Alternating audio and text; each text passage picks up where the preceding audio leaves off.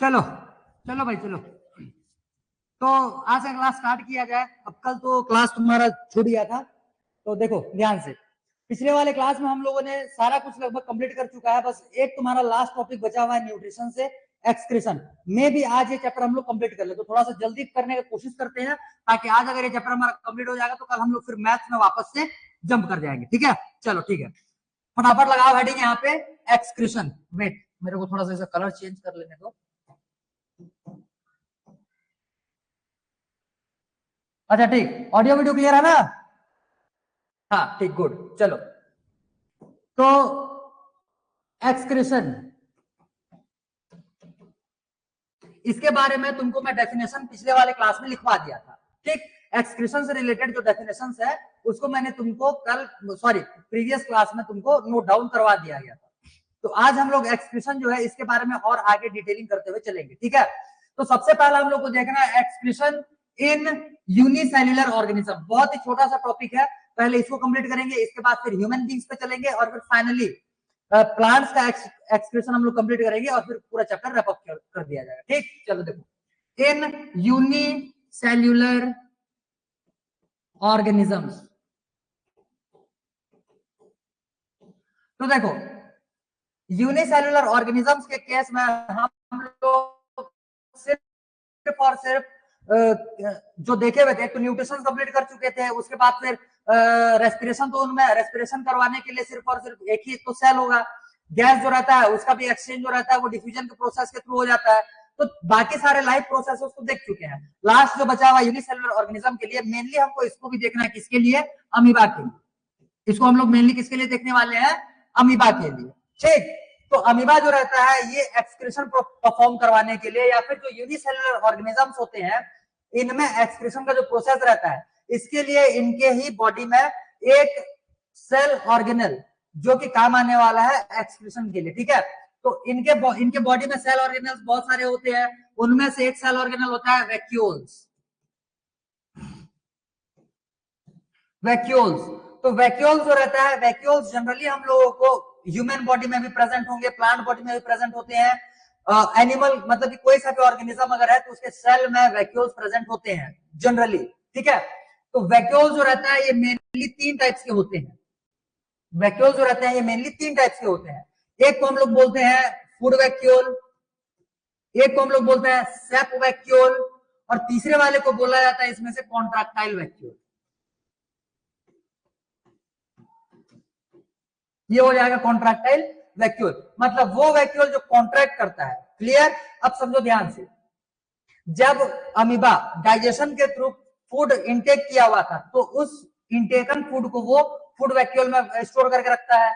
Water और other substances अगर उसको बॉडी में स्टोर करने का रिक्वायरमेंट हुआ तो उसको सेप वैक्यूल में वो स्टोर करके रखेगा। और वहीं जो कॉन्ट्रैक्टाइल वैक्यूल रहता है ये किसी भी ऑब्जेक्ट को एक्सक्रीट करने के लिए, मतलब बॉडी से उसको बाहर निकालने के लिए यूज किया जाता है इस वैक्यूल का। आप समझो ध्यान से, अगर हम लोग अमीबा लेकर के चलते हैं तो ये मान लो अमीबा हो गया यूनिसेल्युलर ऑर्गेनिज्म, इसके बॉडी में तो कोई सिस्टम ऐसा है नहीं कि ये वेस्ट प्रोडक्ट को अपने बॉडी से एक्सक्रीट कर पाए। समझ में आ रहा है? जैसे हमारे बॉडी में क्या होते हैं, अलग अलग सिस्टम्स होते हैं। एक्सक्रीशन के लिए हम लोग यूज करेंगे किडनी। ठीक, किडनी के अलावा हमारा जो स्किन रहता है ये भी एक्सक्रीशन परफॉर्म करने में हेल्प करता है। ऊपर से हमारे जो ये क्या बोलना चाहिए, जो हम लोग बाहर गैसेस बाहर निकालते हैं रेस्पिरेशन के थ्रू, ब्रीदिंग आउट करने के टाइम पे जो हम लोग गैसेस बाहर निकालते हैं वो भी हम लोग एक्सक्रीट किए हुए हैं।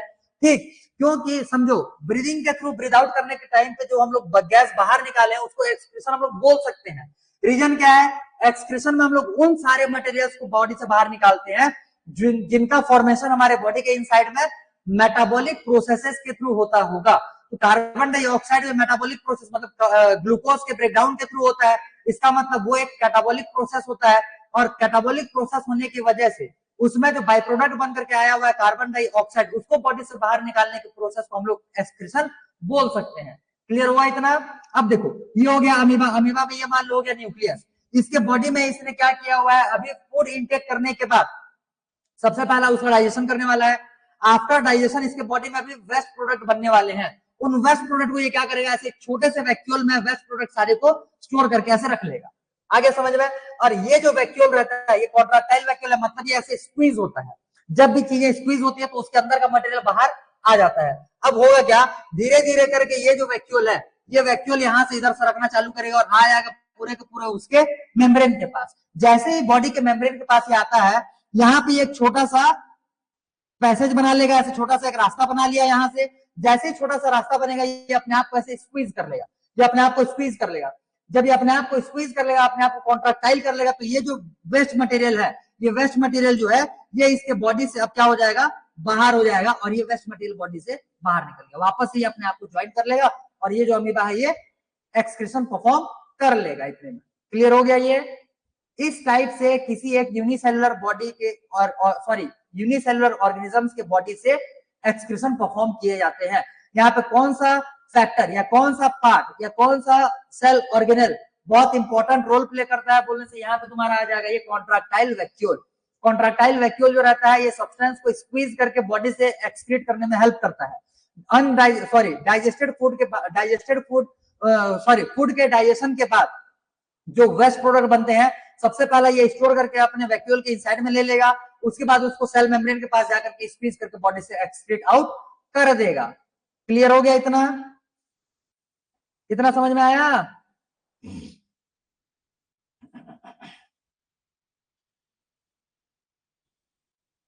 क्लियर?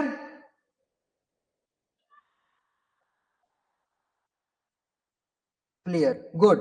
चलो, तो इतना क्लियर होने के बाद अब हम लोगों का जो टॉपिक आता है, मेन टॉपिक जहां से कि क्वेश्चंस बनते हैं, वो हो जाएगा ह्यूमन एक्सक्रीशन। लगाओ, अगला हेडिंग लगाओ, ह्यूमन एक्सक्रीशन या फिर excretion in human beings. Human excretion. अब समझो, ह्यूमंस के केस में as we are multicellular organisms, तब के केस में हमारे बॉडी में एक सिंगल ऑर्गेनल से या फिर सिंगल ऑर्गन से हम लोग बॉडी के सारे वेस्ट प्रोडक्ट को बाहर निकाल दें, ये पॉसिबल नहीं है, क्योंकि हमारा जो बॉडी रहता है ये बहुत ही कॉम्प्लेक्स बना हुआ रहता है, बहुत ही कॉम्प्लेक्सिटी से बना हुआ रहता है, और कॉम्प्लेक्स बॉडी में जो मैकेनिज्म भी चलते हैं वो बहुत ही कॉम्प्लेक्सिटी के साथ चलने वाले होंगे। तो इसका मतलब किसी भी प्रोडक्ट को या तो बॉडी में इंजेक्ट करवाना है या फिर उसको बॉडी से बाहर निकालना है, तो इसके लिए हम लोग को नंबर ऑफ प्रोसेसेस फॉलो करने पड़ेंगे, नंबर ऑफ स्टेप्स फॉलो करने पड़ेंगे। इसमें कि नंबर ऑफ ऑर्गन्स इन्वॉल्व होने वाले हैं, और नंबर ऑफ इसमें से क्या हो जाएंगे, डिफरेंट डिफरेंट पार्ट्स में डिफरेंट डिफरेंट स्टेप्स होंगे या डिफरेंट डिफरेंट रिएक्शंस परफॉर्म होते हैं। क्लियर? तो ये हमारे एक्सप्रेशन के लिए हम लोग जिस सिस्टम का यूज करेंगे सॉरी जिस सिस्टम का यूज करते हैं उसको हम लोग बोलते हैं एक्सक्रीटरी सिस्टम।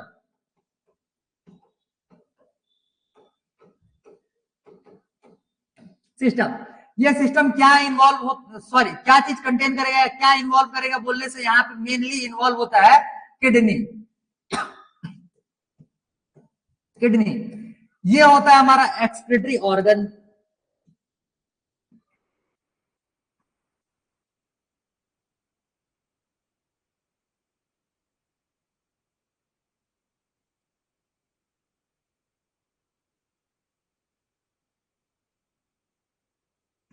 तो किडनी के बारे में डिटेल देखने के लिए हम लोग टोटल 3 डायग्राम्स ड्रॉ करेंगे। सबसे पहला आउटर स्ट्रक्चर ऑफ पूरा सिस्टम, जो ये एक्सक्रीशन का एक्सक्रीटरी सिस्टम जो है, पहले इस सिस्टम के बारे में हम लोग डिटेल देखने वाले हैं। इसके बाद आउटर स्ट्रक्चर ऑफ किडनी देख लेंगे, फिर उसके बाद किडनी का क्रॉस सेक्शन देखेंगे उसी डायग्राम में, और जो थर्ड हम लोग का डायग्राम होने वाला है वो हो जाएगा नेफ्रॉन का, मतलब कि फिल्ट्रेशन यूनिट, जो कि फिल्टर आउट करने का काम करता है वेस्ट प्रोडक्ट को, वो फिल्ट्रेशन यूनिट। ठीक, तो ये टोटल हम लोग 3 डायग्राम्स बना ड्रॉ करके देखने वाले हैं। इससे पहले हम लोग एक इमेजेस देख लेते हैं, क्योंकि लास्ट जो हम लोग हार्ट देखे हुए थे, हार्ट के भी इमेजेस हम लोगों ने नहीं कवर किया हुआ था, तो आज पहले हम लोग इमेजेस कवर कर लेंगे, फिर एक एक करके 1 बाय 1 एक एक को ड्रॉ करते जाऊंगा मैं यहाँ पे, मेरे साथ साथ तुम लोग भी उसको फॉलो करते चलना। ठीक है, देखो, तो सबसे पहले हम लोग चालू कर रहे हैं, अभी देखो डायग्राम्स, इमेजेस।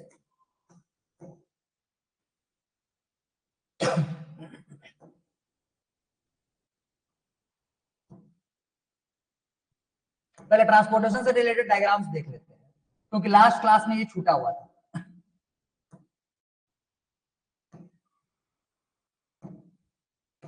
तो एक हाँ, ये सारे डायग्राम्स तो हो ही गए थे, ये सारे इमेज हो गए थे।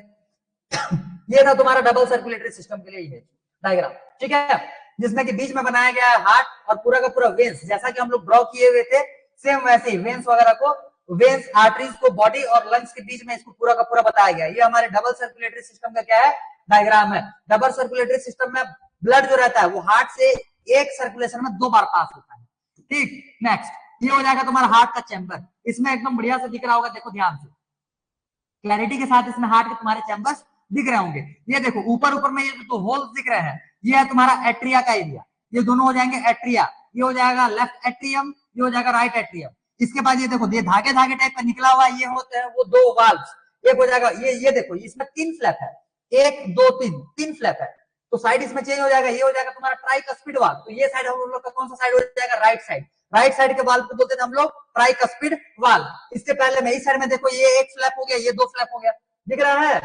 एक सेकंड और थोड़ा सा जूम करने दो। अब देखो ट्राइकस्पिड और बाइकस्पिड इनका नेम क्यों दिया जाता है, देखो ध्यान से, ये देखो ये एक साइड हो गया, ये दूसरा साइड हो गया, ये तीसरा साइड, मतलब 3 टोटल फ्लैप्स होते हैं ट्राइकस्पिड वाल्व में। और ये देखो ये एक फ्लैप हो गया, ये दूसरा फ्लैप हो गया, इसमें तो एकदम क्लैरिटी के साथ दिख रहा होगा। तो इस वजह से इस वाले वाल्व को बोला जाता है बाइकस्पिड वाल्व। क्लियर, ये बाइकस्पिड वाल्व, ये ट्राइकस्पिड वाल्व, ये बीचों बीच से जो ये सेपरेट करने वाला पार्ट हो गया, ये हो जाएगा तुम्हारा सेप्टम, ठीक, सेप्टम। और इसके बाद ये देखो ये जो एक होल दिख रहा है ये व्हाइट कलर में, और इधर साइड का ये कहीं पे छुप गया है, ठीक है, ये ऊपर में है, इधर साइड का ये ऊपर में है, तो ये हो जाएगा तुम्हारा ब्लड आने का रास्ता, और ये हो जाएगा ब्लड निकलने का रास्ता। ये हो जाएगा इसमें से ब्लड आने का रास्ता, और ये हो जाएगा ब्लड निकलने का रास्ता। क्लियर, ये हो जाएगा तुम्हारा ऑर्टा, ये हो जाएगा ऑर्टा, और ये हो जाएगा तुम्हारा pulmonary vein. Aorta pulmonary vein, pulmonary vein right side में होता है, तो राइट साइड में pulmonary vein, aorta left side में होता है, तो इसीलिए ये हो जाएगा ऑर्टा। क्लियर हो गया। इस वाले डायग्राम में तुम्हारा क्या बोलना चाहिए, साइड्स को फ्लिप कर दिया, राइट को लेफ्ट और लेफ्ट को राइट बना दिया है, जैसा हम लोग पढ़े हुए थे उस बेसिस पे। क्लियर,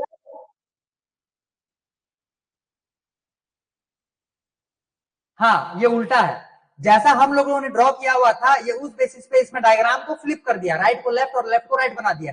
कंफ्यूज तुमको नहीं होना है, मैं तुमको बता दिया। यहाँ पे ये देखो 1 2 3 फ्लैप दिख रहा है, मतलब ये ट्राइकस्पिड वाल्व है। ट्राइकस्पिड वाल्व कौन से साइड में मिलता है, राइट साइड में, मतलब सिंपल सी बात है, ये वाला हो जाएगा तुम्हारा राइट साइड, बहुत ही इजीली। क्लियर, चलो यहां से आगे बढ़े। नेक्स्ट ये हो जाएगा तुम्हारा वही हार्ट का डायग्राम जिसमें कि सारे के सारे पार्ट्स को मेंशन किया हुआ है। ये राइट एट्रियम, ये हो जाएगा लेफ्ट एट्रियम, इधर से ये पल्मोनरी आर्टरी, ऑर्टा, ये नाम छोड़ो वो तुम्हारे काम का नहीं है, लेफ्ट वेंट्रिकल्स, लेफ्ट एट्रियम, ये हो जाएगा राइट एट्रियम, ये हो जाएगा तुम्हारा आउटर स्ट्रक्चर ऑफ हार्ट, ये हो जाएगा तुम्हारा उसका क्रॉस सेक्शन। तो ये सारे के सारे हम लोगों ने नेमिंग लेबलिंग कर लिया हुआ था, इसमें और देखने सुनने के लिए कुछ बचा नहीं है। ये हो जाएगा तुम्हारा एनसीईआरटी का डायग्राम, ये हो जाएगा तुम्हारा एनसीईआरटी का डायग्राम। जो डायग्राम मैंने तुमको यहाँ पे क्लास में ड्रॉ करवाया है वो इसी के टाइप का है, समझ में आ रहा है, तो इसी के टाइप का देख लो। यहाँ से हम लोगों ने 2 वेन्स निकाले हुए थे, पल्मोनरी वेन्स एंटर करवाया हुआ था, यहाँ से हम लोगों ने ऑर्टा और ये पल्मोनरी आर्टरीज बाहर निकाले हुए थे। इस साइड से हम लोगों ने 2 आर्टरी लेकर, सॉरी 2 यहाँ से वेना केवा लेकर के आए थे, एक था इंफीरियर वेना केवा और दूसरा था सुपीरियर वेना केवा। देख लो ये ऊपर से जो लेकर के आ रहा है ये upper body, vena cava from upper body, ये हो जाएगा सुपीरियर वेना केवा, और vena cava from lower body, मतलब ये हो जाएगा तुम्हारा इंफीरियर वेना केवा। तो ये वही डायग्राम है जो तुमको ड्रॉ करवाया गया है, तो बहुत अच्छे से जो डायग्राम तुमको ड्रॉ करवाया गया है उसको साफ सुथरे तरीके से ड्रॉ कर लेना, तो वो इसी के लेवल का डायग्राम तुम्हारा बन जाएगा। आ गया समझ में, क्लियर, गुड। ये तुम्हारा एक और दूसरा डायग्राम हो जाएगा हार्ट से रिलेटेड, अगर प्रीवियस वाला ना दिख रहा हो तो क्लैरिटी ज्यादा तुमको इसमें से दिखने वाला है। तो ये एक तुम्हारा डायग्राम हो जाएगा हार्ट का, बढ़िया, ठीक है।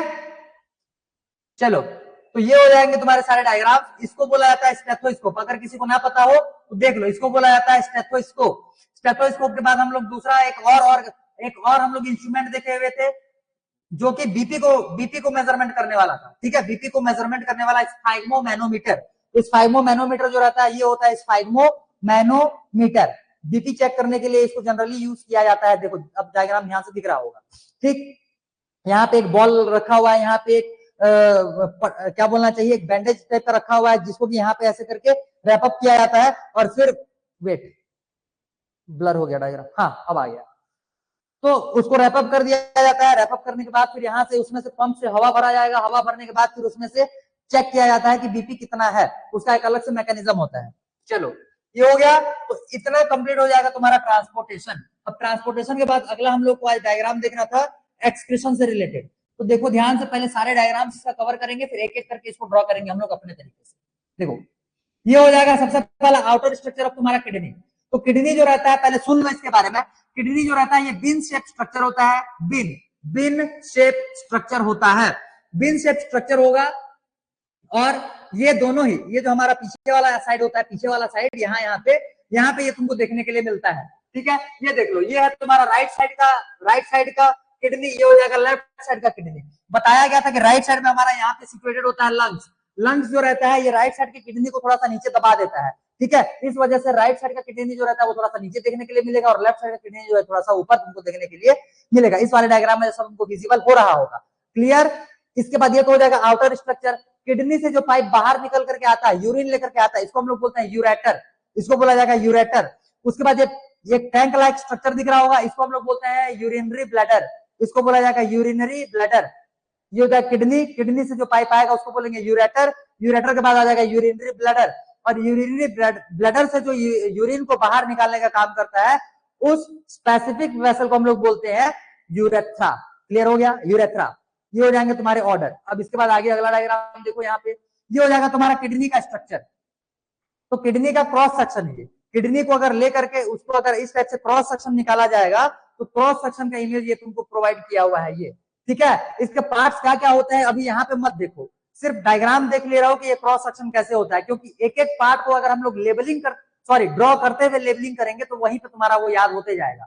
इसी वजह से इसके नाम वगैरह यहाँ पे याद करने की कोई जरूरत नहीं है, सिर्फ डायग्राम एक बार देख लो, ताकि हमको ये सारी चीजें ड्रॉ करने के लिए अभी पढ़ने वाले हैं। अगला देखो, ये तुम्हारा वही किडनी का क्रॉस सेक्शन का एक और दूसरा डायग्राम हो गया, थोड़ा सा अच्छा क्लैरिटी के साथ, विजिबिलिटी के साथ है ये। ठीक, ये हो जाएगा तुम्हारा अगला डायग्राम। इसके बाद एक और डायग्राम देख लो, ये हो जाएगा तुम्हारा नेफ्रॉन का डायग्राम। ठीक है, नेफ्रॉन, जो नेफ्रॉन हम लोग ड्रॉ करने वाले हैं इसी को हम लोग ड्रॉ करेंगे। इसमें थोड़ा सा कॉम्प्लिकेटेड वे में दिखाया गया। इसमें दिखाने का मतलब ये है कि देख लो, ये बीचों बीच एक सिंगल पाइप आया हुआ है। ठीक, इस सिंगल पाइप से इस साइड में एक नेफ्रॉन जुड़ा हुआ है और इस साइड में एक दूसरा नेफ्रॉन जुड़ा हुआ है। ऐसे ही इस सिंगल पाइप में ये जो बाहर निकला हुआ है नंबर ऑफ नेफ्रॉन्स जुड़े हुए रहते हैं। क्लियर, और इस सिंगल पाइप को जो अलग अलग नेफ्रॉन से जुड़ा हुआ रहता है इसको हम लोग बोलते हैं कलेक्टिंग डक्ट। इसके बारे में भी डिटेल देखेंगे। अगला देखो फिर नेफ्रॉन का ये डायग्राम हम लोग ड्रॉ करने वाले हैं अभी। ये डायग्राम अभी हम लोग ड्रॉ करने वाले हैं, ये तुम्हारे एनसीईआरटी बुक का ही डायग्राम है। क्लियर, ये डायग्राम ड्रॉ करने वाले हैं। इसके बाद ये हो जाएगा तुम्हारा किडनी में जो पहला पार्ट आता है ग्लोमेरुलस, उसके बारे में डिटेल देखेंगे। और इसके बाद के डायग्राम्स जो है हम लोग बाद में करेंगे, क्योंकि पार्ट बाई पार्ट पहले खत्म करते हैं फिर डायग्राम्स देखेंगे। चलो, तो अब हमारा काम आता है डायग्राम्स ड्रॉ करने का। तो देखो, सबसे पहला किडनी यहां पे बनाएंगे।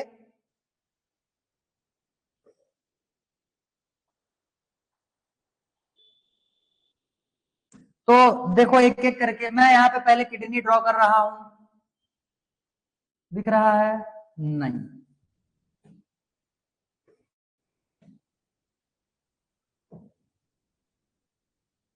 नहीं दिख रहा। वेट मेरे को थोड़ा सा कलर इसका और लाइट बनाने दो।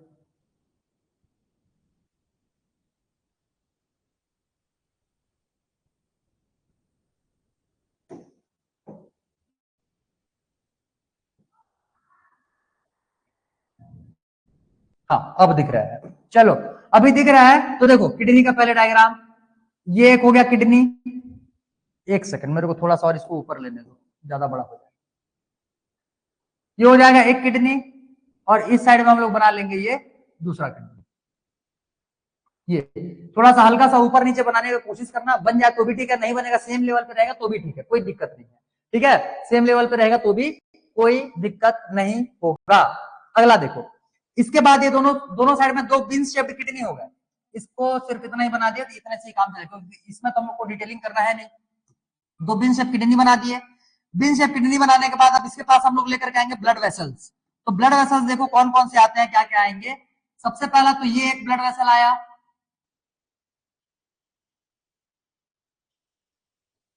जो कि दोनों ही किडनीज में एंटर किया हुआ है। एक ये ब्लड वेसल आ गया। एक ब्लड वेसल हम लोग और बनाएंगे इसमें,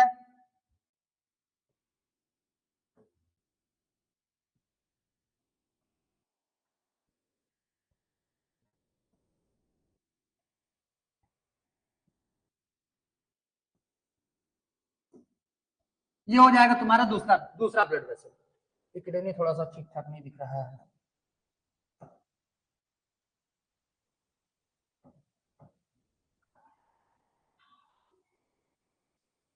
ठीक अभी दिख जाएगा। चलो, तो ये हो गया तुम्हारा दूसरा ब्लड वेसल। अब समझो, इसके बाद किडनी से ही किडनी से ही कुछ वेसल जो रहते हैं वो निकल करके बाहर आएंगे। ये एक वेसल हो गया,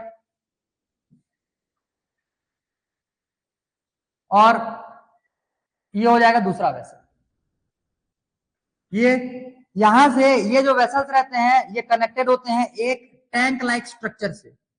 ठीक, ये टैंक लाइक स्ट्रक्चर हो गया, इस टैंक लाइक स्ट्रक्चर से, और वहां से फिर इसका एक ओपनिंग और छोटे से रास्ते से तुम्हारा होने वाला है। ठीक है, तो पहले इतना चीज हमको ड्रॉ करना है। ये हो जाएगा तुम्हारा आउटर स्ट्रक्चर ऑफ किडनी। अब पहले मैं लेबलिंग कर रहा हूं, एक एक को पहले लेबलिंग देखो, उसके बाद तुम खुद लेबलिंग उसका करना। पहले देखो, याद करो, फिर अपने से करना, बिना देखे लेबलिंग करने की कोशिश करना। देखो, मैं यहाँ पे एक एक करके नाम लिखते जा रहा हूं। सबसे पहला तो ये हो जाएगा तुम्हारा, ये हो जाएगा, एक सेकंड, ये हो जाएगा तुम्हारा किडनी। ये जो रेड कलर में दिखाया गया है ये ब्लड को लेकर के आने वाला है, तो ब्लड लेकर के आने वाले को हम लोग बोलते हैं आर्टरी। और किडनी के पास अगर ब्लड लेकर के आया हुआ है तो इसको हम लोग बोलते हैं रीनल आर्टरी, रीनल आर्टरी। ठीक है, वहीं किडनी से ब्लड को लेकर के वापस बॉडी में जाने वाला जो रहेगा इसको हम लोग बोलेंगे वेन, और किडनी से रिलेटेड है इसीलिए इसको बोला जाता है रीनल वेन। ये हो जाएगा तुम्हारा रीनल वेन। ठीक, ये हो जाएगा किडनी, दोनों किडनीज हो गए। अब किडनी में जो रहता है, देखो ध्यान से, ये जो किडनी दिख रहा है ये वाला पोर्शन जो है अंदर की तरफ धंसा हुआ है। ठीक है, अंदर की तरफ धंसा हुआ है, और इसी धंसे हुए पार्ट में, ये जो अंदर की तरफ जो प्रोजेक्टेड पार्ट है, इसी में तुम्हारे वेसल्स जो है वो एंटर किए हुए हैं। ठीक है, उसी अंदर की तरफ धंसे हुए पार्ट में सारे वेसल्स एंटर किए हुए हैं। ये जो इनसाइड की तरफ धंसा हुआ पार्ट है इसको हम लोग बोलते हैं हाइलम। इसमें भी मिल जाएगा और इसमें भी देखने के लिए मिल जाएगा। ये जो धंसा हुआ पार्ट है इसको हम लोग बोलते हैं हाइलम, हाइलम। क्लियर, ये हो जाएगा हाइलम।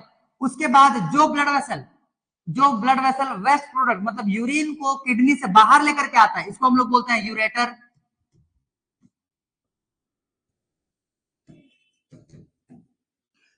ठीक, इसको बोलेंगे यूरेटर।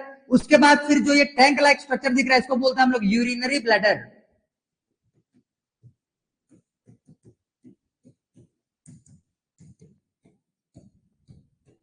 उसके बाद ये जो स्मॉल ओपनिंग दिख रहा है तुमको इसको बोलते हैं हम लोग यूरेथ्रा, इसको बोलते हैं हम लोग यूरेथ्रा। क्लियर हो गया? चलो फटाफट से ड्रॉ करो, सारे के सारे लेबलिंग करो, फिर आगे बढ़ेंगे।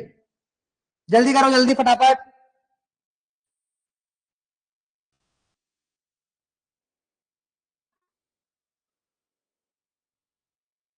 क्लियर नहीं है ये टी आर ना, जल्दी जल्दी ड्रॉ करो डायग्राम मेरे साथ साथ। एक एक बार जिसको डायग्राम ड्रॉ करना आता भी है वो मेरे साथ साथ ड्रॉ करते चलो, ताकि तुम्हारा एक बार प्रैक्टिस हो जाएगा यही क्लास में। और जिसको नहीं आता है उनको तो कंपलसरी डायग्राम ड्रॉ करने हैं क्योंकि सीखना है अभी। लिखो जल्दी फटाफट, हो जाए तो डन कर, डन लिखो जल्दी, तो आगे बढ़ेंगे फिर।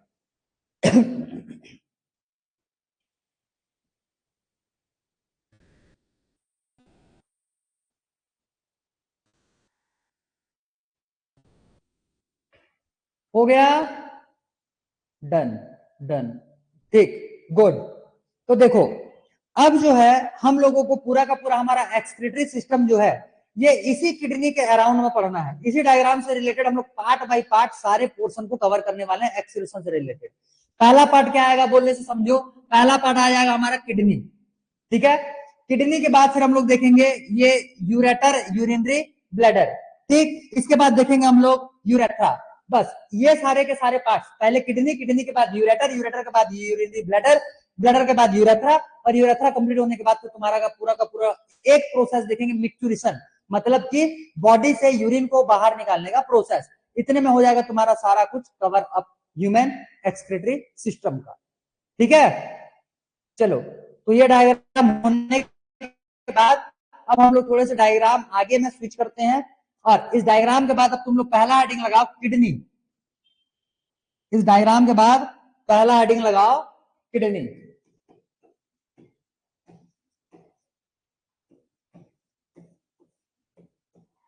जितने भी डायग्राम्स बनाते जाओगे अपने कॉपी के सेंटर में ना बना करके उनको साइड्स में बनाने का कोशिश करो, ताकि साइड में अगर तुम्हारा डायग्राम रहेगा तो इस साइड में तुम पूरा का पूरा राइटिंग वर्क कर पाओगे। अदरवाइज तुम्हारे डायग्राम अलग जगह चले जाएंगे और उससे रिलेटेड लिखे हुए चीजें जो रहेंगे वो अलग जगह चले जाएंगे, तो फिर पढ़ने में तुमको मजा नहीं आएगा। ठीक है, इस वजह से डायग्राम्स को साइड में बनाओ और लिखने का जो भी प्रोसेस है उसको ये साइड में करते हुए चलना है। क्लियर? चलो देखो, तो किडनी विजिबल है, ठीक है। किडनी सबसे पहला देख लो किडनी का साइज। तो इसका लेंथ जो रहता है ये हो जाएगा तुम्हारा 10 सेंटीमीटर का। इसका विड्थ या फिर ब्रेथ जो रहता है ये तुम्हारा हो जाएगा 5 to 6 सेंटीमीटर का। और इसका थिकनेस थिकनेस थिकनेस की अगर बात करें तो इसका थिकनेस हो जाता है तुम्हारा 4 सेंटीमीटर का। 4 सेंटीमीटर का इसका थिकनेस आ जाएगा। ठीक है, तो ये हो जाएगा तुम्हारा किडनी के बारे में फैक्ट। फैक्ट बोलो या फिर डिटेलिंग बोलो, तो ये हो जाता है तुम्हारा किडनी। क्लियर हो गया ये किडनी? किडनी में कोई डाउट नहीं? अब देखो किडनी का अब हम लोग देखने वाले हैं क्रॉस सेक्शन। तो क्रॉस सेक्शन कैसे बनाएंगे ये देखो, यहाँ पे मैं कैसे ड्रॉ कर रहा हूं, इसके बाद इसको तुम लोग भी ड्रॉ कर लेना। देखो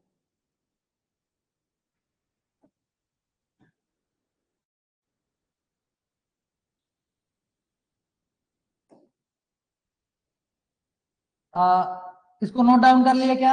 इसको रब रब कर देते हैं, इसको मिटा लेते हैं। देखो पहला क्रॉस सेक्शन ऑफ किडनी, यहीं पे लिख लो, लिख लेते हैं इसी पेन से। Cross section of kidney. ठीक, जितना भी दिख रहा है एडजस्ट करो। इसको येलो कलर से बना लेते हैं अभी ताकि ढंग से विजिबल हो।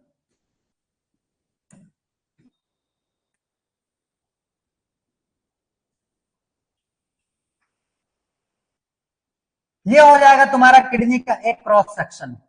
ठीक है, अब यहाँ पे देखो ध्यान से, मैं एक एक चीजें पहले बनाते चल रहा हूं और उसको लेबलिंग भी साथ ही साथ में करते चल रहा हूं, तो मेरे साथ साथ उसका लेबलिंग भी तुम करते चलोगे।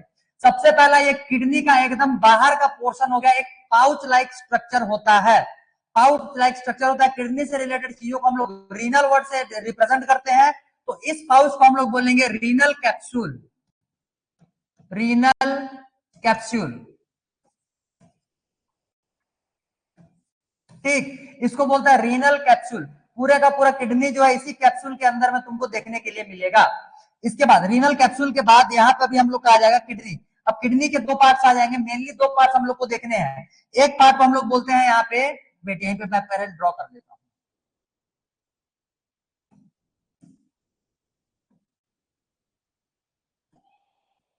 पहले ये ट्रायंगुलर शेप मेरे को ड्रॉ कर लेने दो। विजिबल है? हाँ विजिबल है।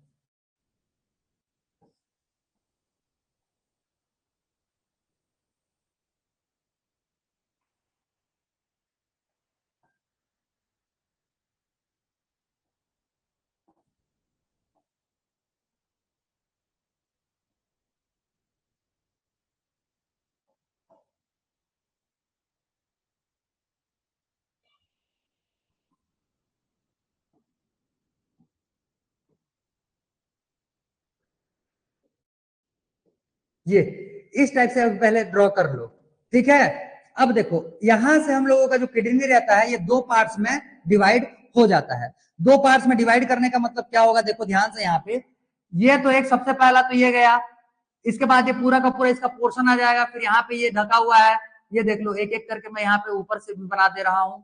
वेट वेट वेट, ज्यादा ऊपर भाग, ये इसके साइड साइड से होते हुए ये आएगा, और यहाँ से ये यहाँ से मिला, ये आ जाएगा, ये उसके ऊपर ऊपर से साइड साइड से होते हुए ये आकर के यहाँ से मिला, ये फिर यहाँ से ये इसको साइड साइड से कवर करते हुए आएगा और ये यहाँ पे मिलेगा, ये इसको फिर साइड से कवर करते हुए लाएगा।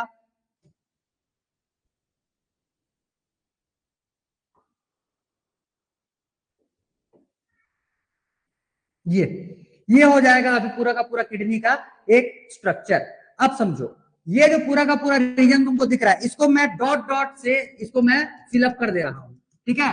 जब तुम एग्जाम में ड्रॉ करोगे तो इसको ऐसे ऐसे साइड पेंसिल से पूरा का पूरा फिलअप कर लेना, ताकि वो थोड़ा सा एक दूसरा अपीयर हो। अब देखो, ये पूरा का पूरा ये डॉटेड लाइन से मैं, डॉटेड स्ट्रक्चर से मैं इसको क्या कर रहा हूं, यहाँ पे रिप्रेजेंट कर रहा हूं। तो देखो, किडनी के टोटल यहाँ पे हम लोग दो पार्ट्स बना लिए। किडनी के यहाँ पे टोटल दो पार्ट्स हम लोगों ने ड्रॉ कर लिया है। बाहर वाला ये जो मोटा पार्ट दिख रहा है, इसको हम लोग बोलते हैं कॉर्टेक्स, ठीक, इसको बोला जाता है कॉर्टेक्स। और इनसाइड में ये जो हम लोगों ने ट्रायंगुलर शेप में अलग अलग सैक बनाया हुआ है, अलग अलग जो खाने खाने टाइप के बनाए हुए हैं, इसको बोलते हैं मेड्यूलरी पिरामिड। मेड्यूलरी पिरामिड, ठीक, मेड्यूलरी पिरामिड। अब ये जो मेड्यूलरी पिरामिड होते हैं, इनका ओपनिंग, ये देख लो, इनका ओपनिंग जो रहता है ये सामने में होता है। ये ऐसे सामने में ये क्या होंगे, ओपन होते हैं, सामने में आकर के मिलने वाले होते हैं, ठीक। इनका ओपनिंग ये सामने के साइड में होने वाला है, ठीक है। ये सब एक जगह पे यहाँ पे आकर के ओपनिंग, ओपनिंग इन सभी का एक कॉमन प्लेस पे होता है। ये जो अंदर धंसा हुआ पार्ट दिख रहा है, इसको हम लोग बोलते हैं हाइलम, इसको बोला जाता है हाइलम। ये जो पूरा का पूरा ये जो एरिया दिख रहा है, इसको बोलते हैं हम लोग हाइलम। ये हो गया। अब यहां से एक, वेट, यहां से एक वेसल जो है ये बाहर निकल करके जाएगा। ये बाहर निकलने वाले इसी वेसल को हम लोग क्या बोल रहे थे, यूरेटर। इस किडनी में दो ब्लड वेसल्स आने वाले हैं, एक ब्लू कलर में आएगा, एक ब्लू कलर, वेट, एक ब्लू कलर में आएगा, इसको हम लोग बोल रहे थे रीनल वेन, ये जाने वाला है, रीनल वेन। और एक रेड कलर में एक रेड कलर में आएगा, ये आने वाला है, इसको हम लोग बोल रहे थे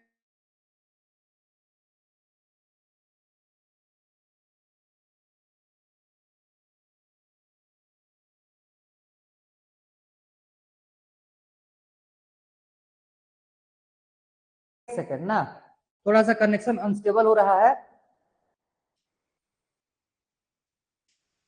नहीं, क्रॉस सेक्शन जो है ये तुम्हारे एग्जाम में नहीं आने वाला। तुम्हारे एग्जाम में या तो किडनी को मेन डिफाइन करने के लिए दिया जाएगा, जो हम लोग पहला एग्जाम, पहला वाला जो डायग्राम ड्रॉ किए हुए थे, इसका प्रीवियस वाला जो डायग्राम ड्रॉ किए हुए हैं, ये आएगा तुम्हारे एग्जाम में, या तो ये ड्रॉ करने के लिए आएगा, या फिर तुमको नेफ्रॉन का स्ट्रक्चर बनाने के लिए दिया जाएगा। नेफ्रॉन का स्ट्रक्चर बनाने के लिए आ सकता है। ये क्रॉस सेक्शन जो है, ये मैं सिर्फ समझाने के लिए तुमको मैंने इसको ड्रॉ किया हुआ है।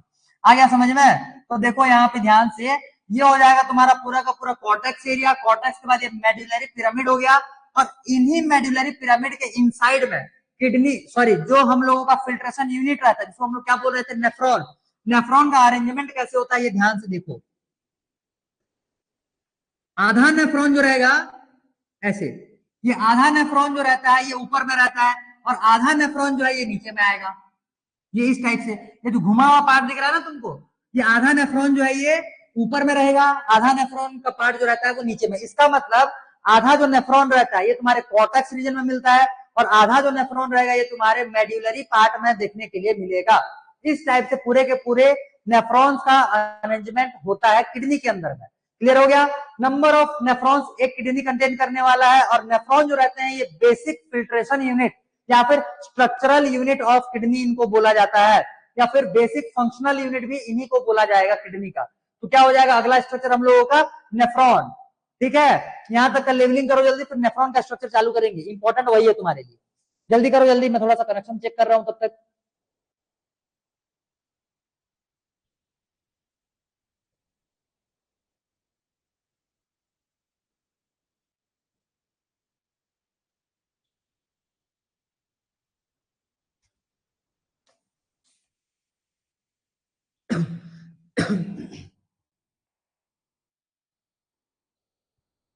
ठीक, गुड, चलो, हो गया। तो ये हो जाएगा cross section of a kidney.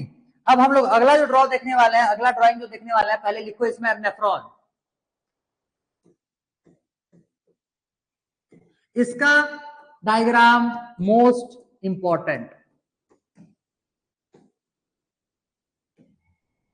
इसका डायग्राम जो है ये मोस्ट इंपॉर्टेंट है।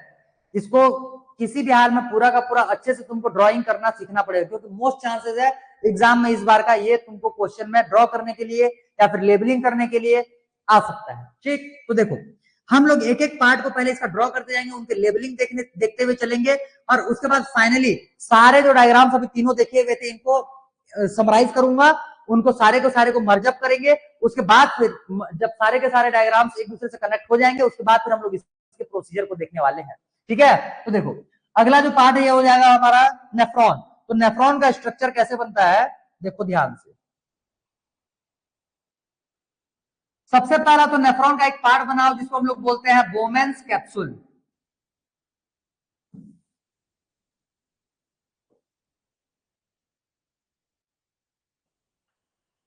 एक सेकेंड,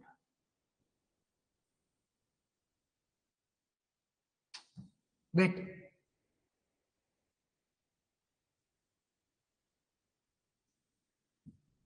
इतना मोटा काहे होते जा रहा है। एक सेकंड रुको, मेरे को इसका थोड़ा सा चेंज कर लेने दो पेन का साइज। ठीक,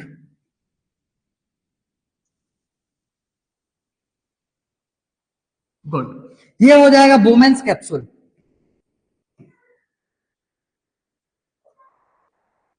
ठीक है, बोमेन्स कैप्सूल, एक एक करके लेबलिंग भी करते हुए चलेंगे, साथ ही साथ नाम का भी। ये हो जाएगा बोमेन्स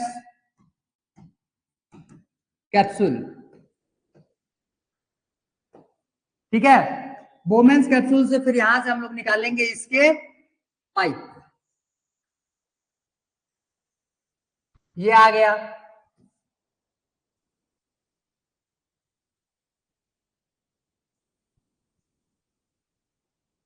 इसको उतारेंगे नीचे। ठीक है, अब इसके साइज को थोड़ा सा क्या कर देना है, पतला, और पतला बनाते हुए इसको वापस से लूप बनाएंगे, ऐसे पतला बना करके ये बना लिए लूप। ठीक है, अब फिर वापस से इसको थोड़ा सा हल्का हल्का मोटा बनाओ।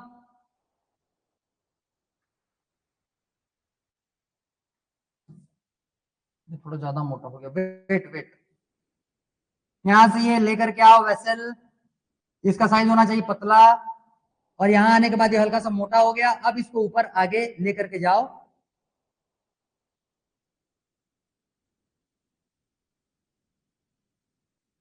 ये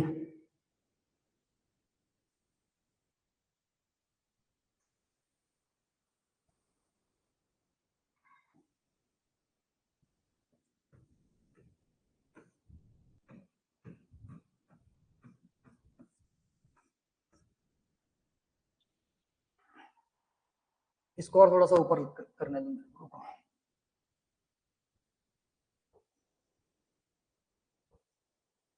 ठीक, ये हो जाएगा तुम्हारा किडनी का एक पार्ट का स्ट्रक्चर, इसको हम लोग बोले हैं वोमेन्स कैप्सूल। ये जो घुमा हुआ पार्ट रहता है इसको हम लोग बोलते हैं हेनलीज लूप या loop of Henley, loop of Henley, loop of Henley. Clear, ये जो पार्ट आया हुआ है, स्टार्टिंग वाला जो पार्ट है जो घुमा फिरा तुमको दिख रहा है, इसको हम लोग बोलते हैं PCT, proximal proximal convoluted tubules, proximal convoluted tubules. Clear हो गया, ये जो पार्ट लास्ट में तुमको दिख रहा है इसको हम लोग बोलते हैं डीसीटी, ऊपर वाले को बोल रहे थे पीसीटी, पीसीटी मतलब प्रॉक्सिमल कॉन्वोल्यूटेड ट्यूब्यूल, और डीसीटी का मतलब होता है distal convoluted tubule, distal convoluted tubules. ठीक है, ये हो जाएगा पीसीटी, ये हो जाएगा डीसीटी। ये जो पार्ट ऊपर से नीचे उतर रहा है ये लूप ऑफ हेनले का ही पार्ट है, और नीचे उतरने वाले पार्ट को हम लोग बोलते हैं डिसेंडिंग। तो इसको लिखा जाएगा, ये जो पार्ट दिख रहा है तुमको, ये जो पूरा का पूरा पोर्शन दिख रहा है ये हो जाएगा, एक सेकंड इतना कचरा नहीं करते क्योंकि अभी फिर इसमें ब्लड वेसल्स भी बनाने हैं। हाँ, इसको मैं लिख रहा हूं यहां से, इसको बोलते हैं असेंडिंग लूप ऑफ हेनले, इसको मैं शॉर्ट में लिख रहा हूं LOH। LOH का मतलब लूप ऑफ हेनले। क्लियर। और ये जो है, सॉरी ये असेंडिंग नहीं, डिसेंडिंग। वेट वेट वेट, ये हो जाएगा डिसेंडिंग, क्योंकि ये नीचे उतर रहा है। ठीक है, ये ऊपर चढ़ रहा है, ऊपर चढ़ने वाले को हम लोग बोलते हैं असेंडिंग लूप ऑफ हेनले।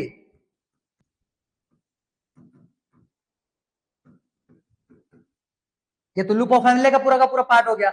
ये ऊपर चढ़ने वाला लूप ऑफ हेनले है तो इसको असेंडिंग लूप ऑफ हेनले बोलते हैं। ये नीचे उतरने वाला लूप ऑफ हेनले था तो इसको डिसेंडिंग लूप ऑफ हेनले बोलते हैं। उसके बाद ये जो पूरा का पूरा पाइप दिख रहा है तुमको, ये होता है कलेक्टिंग डक्ट।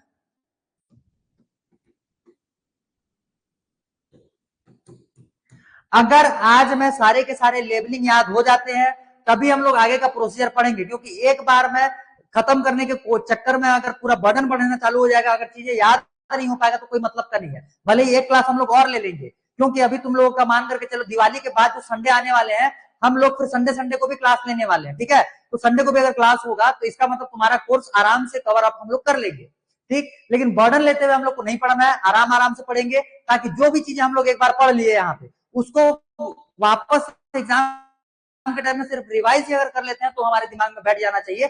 ऐसा एक बार में पढ़ लो, क्योंकि तुम्हारे पास सिर्फ और टाइम बचा हुआ है 3 महीने का। नवंबर, दिसंबर, जनवरी, फेब में तो तुम्हारा एग्जाम ही होने वाला है, तो सिर्फ 3 महीने का तुम्हारे पास टाइम बचा हुआ है। उस हिसाब से मेहनत करना चालू करो, एक्स्ट्रा एफर्ट, ज्यादा मेहनत करो। ज्यादा मेहनत करने का नहीं है, थोड़ा सा स्मार्टली मेहनत करने की कोशिश करो। क्लास में जितने चीजें करवाए जा रहे हैं यहाँ पे, इसको एज इट इज साथ ही साथ करते चलो, क्योंकि ये चीजों को एक बार तुम लोग पहले से पढ़ चुके हो। ठीक, देखो अब आगे इतना तक क्लियर हो गया क्या? बढ़िया। तो ये हो जाएगा नेफ्रॉन के एक पार्ट का तुम्हारा डायग्राम। अब इसी में हम लोग को दूसरे पार्ट को अटैच करना है, तो देखो ध्यान से, दूसरा पार्ट जो रहेगा ये हमारे ब्लड वेसल का पार्ट रहेगा, पूरा का पूरा जाल बिछेगा इसमें ब्लड वेसल्स के। तो पहले हम लोग ब्लड वेसल्स बनाते हैं। एक तो ब्लड वेसल आएगा, रेड कलर ढंग का विजिबल ही नहीं हो पा रहा है, वेट।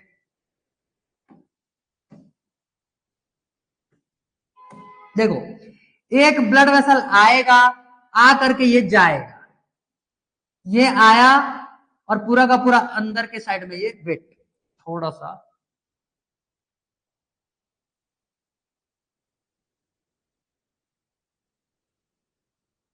ये, इसको लेकर के जाओगे उसी साइड में, ब्लड वेसल को उसी साइड में लेकर के आएंगे। और ये जो लूप ऑफ हेनले जब इस साइड से ऐसे घूम करके गया हुआ है, तो ब्लड वेसल उसके उल्टा आएगा, ब्लड वेसल उधर से उतरेगा और इधर से चढ़ेगा। और लूप ऑफ हेनली जो था वो इधर से उतरा है और इधर से चढ़ा हुआ है, दोनों अपोजिट डायरेक्शन में आने वाले हैं। ठीक है, ये 10th के सिलेबस के हिसाब से उतना इंपॉर्टेंट नहीं है, बट आगे के सिलेबस के हिसाब, आगे के क्लासेस में तुमको ये काम आएगा अगर साइंस लिए तो इसीलिए बोल रहा हूँ आगे की क्लास में क्या 11th में ही इसको पढ़ना है फिर से। अब देखो, इसको थोड़ा सा यहाँ पे डिजाइन वगैरह बना लो।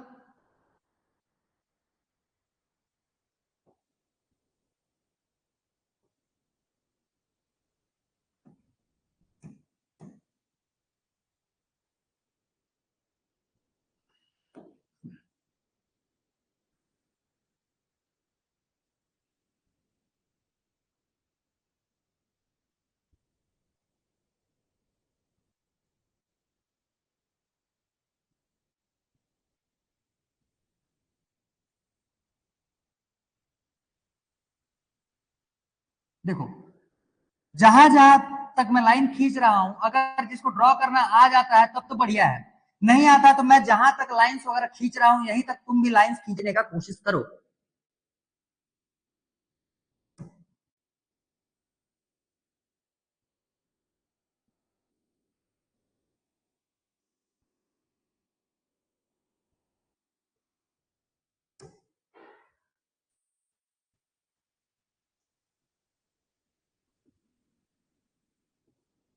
देखो, अब ये तो हो गया पूरा का पूरा रेड कलर का ब्लड वेसल। अब हम लोगों को इसी के साथ साथ बनाना है ब्लू कलर का ब्लड वेसल, ताकि ये ब्लड को लेकर के आने वाला था, मतलब ये रेनल आर्टरी का पार्ट था। अब हम लोग को देखना है रीनल वेन का पार्ट। तो बीच में जो पूरा का पूरा जाल बनता है इनका, इसको हम लोग बोलते हैं कैपिलरीज। तो यहाँ पूरा का पूरा कैपिलरीज का नेटवर्क रहेगा, ताकि सब्सटेंसेस का जो एक्सचेंज है प्रॉपरली यहाँ पे हो पाए। तो अब दूसरा हम लोग ब्लड वेसल बनाते हैं यहाँ पे, इसी के पैरेलल लेकर के भी चलते हैं, इसी के पैरेलली लेकर के आएंगे। ये हो गया।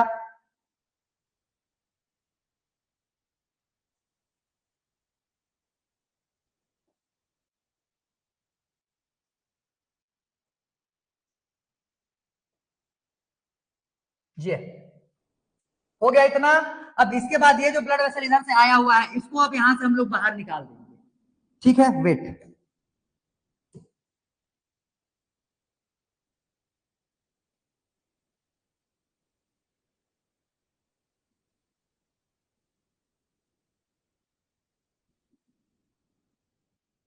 ये हो गया तुम्हारा पूरा का पूरा ब्लड वेसल्स।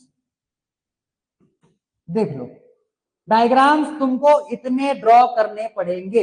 ये है तुम्हारे बुक में दिया हुआ डायग्राम का पार्ट।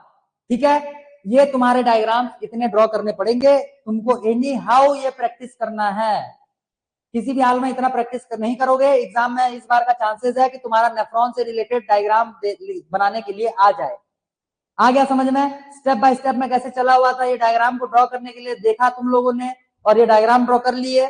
जल्दी बताओ, जिसका डायग्राम हो गया डन लिखो, नहीं हुआ तो बताओ कि डायग्राम हमसे ड्रॉ नहीं हो रहा है। जल्दी जल्दी जल्दी फटाफट कमेंट करके बताओ।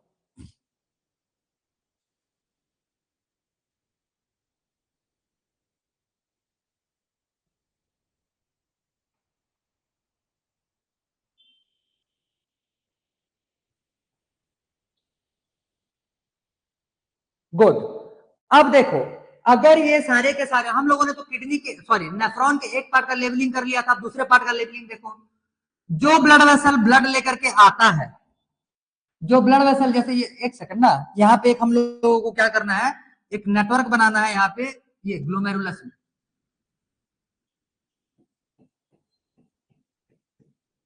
ये हो जाएगा पूरा का पूरा एक नेटवर्क। जो ब्लड वेसल ब्लड लेकर के आता है, इसको हम लोग बोलते हैं एफरेंट आर्टियोल। एफरेंट आर्ट्रियोल,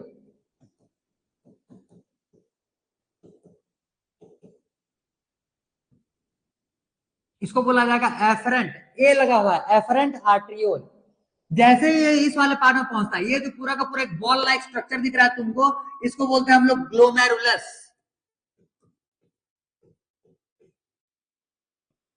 यही मेन फिल्टरिंग पार्ट है, यही मेन फिल्ट्रेशन यूनिट है हमारे यहाँ का। फिल्ट्रेशन का जो काम होता है वो यहीं पे होता है। ठीक है, ग्लोमेरुलस। ग्लोमेरुलस के बाद यहाँ पे फिल्ट्रेशन होने वाला है, और फिर ये जो ब्लड वेसल है, ये ब्लड को वापस से लेकर के जाएगा। इस ब्लड वेसल को हम लोग बोलते हैं इफरेंट आर्ट्रियोल। इफरेंट, वो एफरेंट था, वो ए डबल एफ ई, ये E double F E, efferent arteriole. Clear? ये हो जाएगा इफरेंट आर्टेरियोल। बीच में इनका पूरा का पूरा जाल बना हुआ रहता है, और ये कनेक्टेड रहेंगे थ्रू ब्लड कैपिलरीज, और यही सारे कनेक्टेड रहते हैं किससे? ये हो जाएगा तुम्हारा रीनल वे, ये हो जाएगा रीनल वेन। एक्चुअल में ये है वेनलेट्स। देखे हुए थे ना, वेन्स के जो छोटे पार्ट्स होते हैं, ये अगर तुम्हारे आर्टेरियोल्स हैं तो आर्टेरियोल्स किससे कनेक्टेड रहते हैं? वेनलेट से। वेनलेट आगे जाकर के ओपनिंग होता है इनका वेन्स में, और वेन्स का फाइनली ओपनिंग होता है वेना केवा में। तो वीना केवा तो दूर दूर में है, अभी उसको छोड़ो।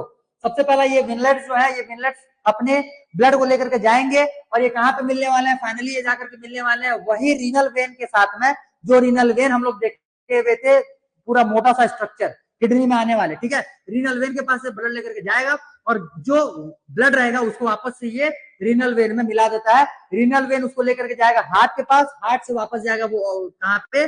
लंग्स के पास। फिर वहां से ऑक्सीजन को कैरी करेगा, और ऑक्सीजन कैरी करके ये वापस सर्कुलेट होता है।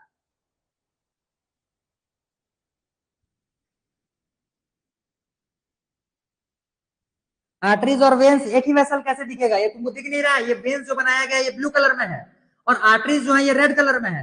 शेप तो तुमको वही दिखेंगे, दोनों आपस में कनेक्ट तो होंगे ना। कनेक्ट कहाँ पे होते हैं? कैपिलरीज के थ्रू होते हैं। तो इस साइड में जो ये ब्लू कलर में तुमको डायग्राम दिख रहा है, ये हो जाएगा तुम्हारा, ये इस साइड में ये जो पतला वाला पाइप दिख रहा है, ये मोटा वाला पाइप तो तुम्हारे लूप ऑफ फैनली का पार्ट था। लूप ऑफ फैनली के इस साइड में जो है वो है तुम्हारा वेन, और लूप ऑफ फैनली के उस साइड में जो है ये तुम्हारा आर्टरी। अगर कलर ढंग से विजिबल नहीं हो पा रहा है तो साइड से उसको समझो। इस साइड वाला जो है वो है तुम्हारा आर्टरी, डिफरेंट आर्टरियोल्स। ठीक, और इस साइड में क्या हो जाएगा तुम्हारा वेन। ठीक है, साइड्स के बेसिस पे याद देखो ध्यान से। हाँ, जब खुद से ड्रॉ करोगे तो तुम एक सिंगल कलर के पेंसिल से ड्रॉ कर रहे हो, तब के केस में ये आइडेंटिफाई तुम्हारा नहीं होगा। बार बार बोल रहा हूं, तब के केस में आर्टरीज और वेन्स ये तुम्हारा डायग्राम्स के थ्रू, सॉरी डायग्राम्स के थ्रू आइडेंटिफाइड नहीं होंगे। इसी वजह से हम लोग इसमें लेबलिंग करते हैं। तो इसमें लिखोगे ये जो है ये क्या है तुम्हारा आर्टरी या आर्ट्रियोल, ये हो जाएगा आर्ट्रियोल। और ये इस साइड में जो है इसको हम लोग क्या बोल रहे हैं वेन लिखोगे, इसीलिए लेबलिंग किया जाता है ताकि ड्राइंग्स जो है जहां पे क्लियर विजिबल ना हो, लेबलिंग देख करके हम लोग ये आइडेंटिफाई कर ले कि एक्चुअल में वहां पे क्या ड्रॉ किया हुआ है। क्लियर, बार बार बोल रहा हूं, ज्यादा तुमको लोड नहीं लेने का है, डिफरेंट कलर के पेंसिल्स पेन वहां पे यूज करके ये डायग्राम्स ड्रॉ नहीं करोगे, सिंपल पेंसिल यूज करोगे और पेंसिल में ही डार्क शेड और लाइट शेड करते हुए तुमको पूरा का पूरा डायग्राम ड्रॉ करने हैं। उसमें अगर कोई सा चीज सेपरेट नहीं होता है या आइडेंटिफाइड नहीं होता है, लेबलिंग वहां पे अच्छे से करो। और लेबलिंग में जैसे मान लो कि तुमको ये लग रहा है कि आर्टरीज और वेन्स जो है ये ढंग से आइडेंटिफाई नहीं होंगे, यहाँ पे हम लोगों ने आर्ट्रियोल लिख लिया, इसको अंडरलाइन कर दिए, यहाँ पे वेन लिख लिए, इसको अंडरलाइन कर लिया, ताकि जब चेकर इसको चेक कर रहा होगा तो ये समझ में आ जाएगा कि इस साइड में इसने आर्ट्रियोल बनाया हुआ है और इस साइड में इसने वेन्स बनाया हुआ है। ठीक है, तो लेबलिंग तुम्हारे जो है ये मोस्ट इंपॉर्टेंट है।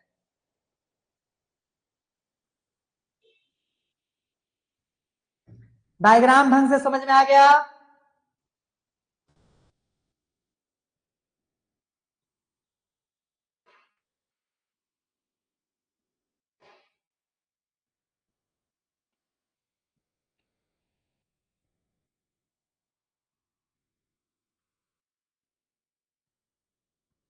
बढ़िया, चलो।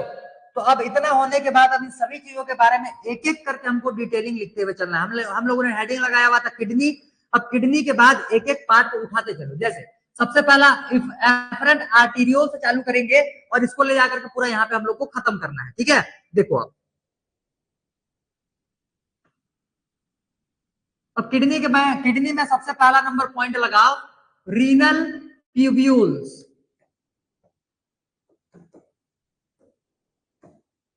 रीनल ट्यूब्यूल्स जो है ये दो टाइप का हो जाएगा तुम्हारा, एक हो जाएगा रीनल आर्टरी और एक हो जाएगा तुम्हारा renal vein.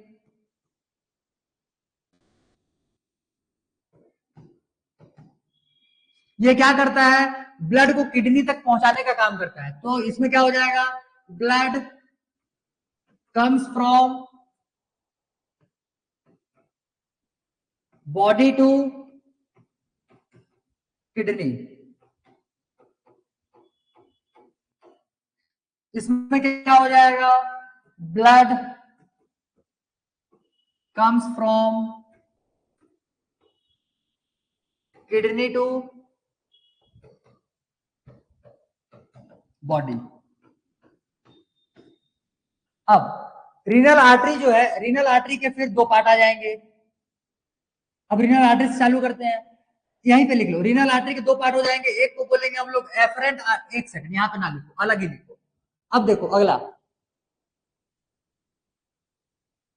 Second number renal artery, इसके कितने दो पार्ट्स हो जाएंगे, एक हो जाएगा एफरेंट आर्टरियोल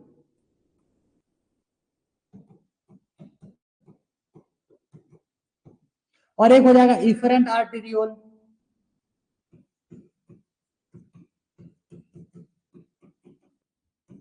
एफरेंट आर्टरियोल जो रहता है ये नेफ्रॉन के पास ब्लड लेकर के आता है, brings in blood,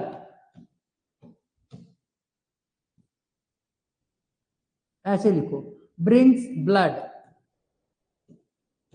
to glomerulus.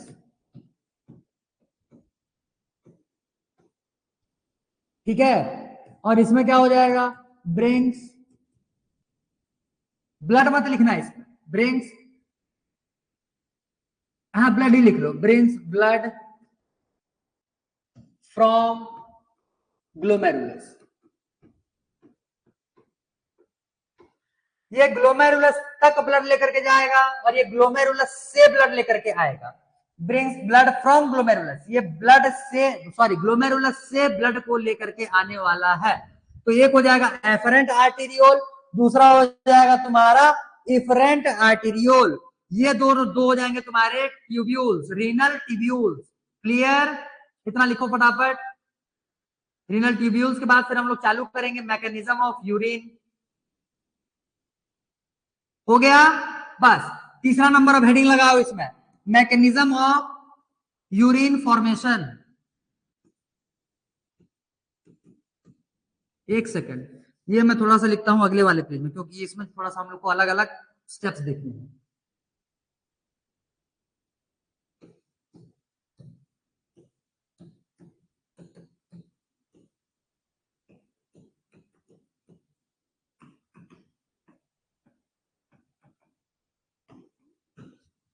Mechanism of urine formation, इसके लिए हम लोग को डिफरेंट डिफरेंट 4-5 प्रोसेसेस देखने हैं। मैं ओरली उसको डिटेलिंग करते हुए चलूंगा, लेकिन तुमको उतने लिखने का नहीं है। अगर किडनी एक्सप्लेन करने के लिए आएगा भी तो जितने पॉइंट्स मैं अभी तुमको यहाँ पे लिखवाऊंगा सबको 1 या 2 लाइंस में उसको एक्सप्लेन करके तुम एग्जाम में छोड़ देना, उससे ज्यादा तुमको नहीं लिखना है। मैकेनिज्म ऑफ यूरिन फॉर्मेशन में सबसे पहला इसका जो प्रोसेस आता है इसको हम लोग बोलते हैं अल्ट्रा फिल्ट्रेशन।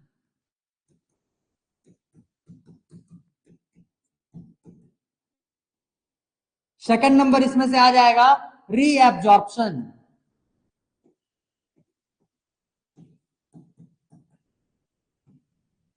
एक सेकंड रुको ना, सिग्नल एक सेकंड।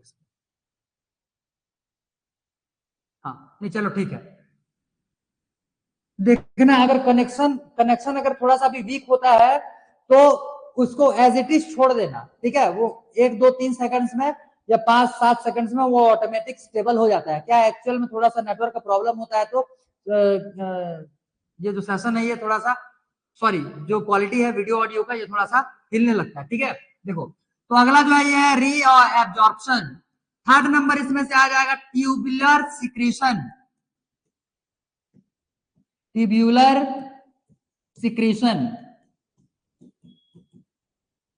ठीक। और फोर्थ नंबर जो हम लोग इसमें से देखने वाले हैं ये हो जाएगा concentration of unit.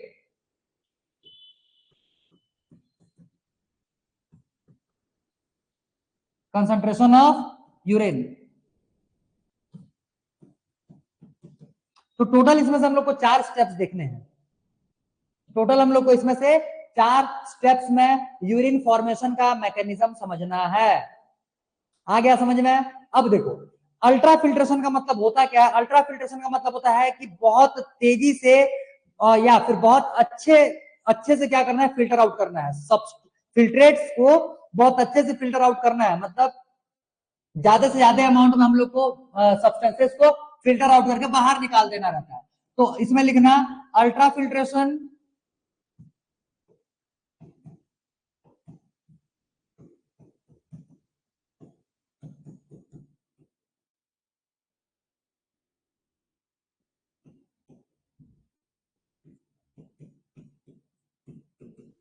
filtration is performed by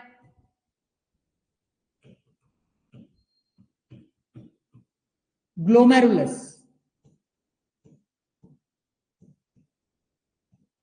which is a network of capillaries.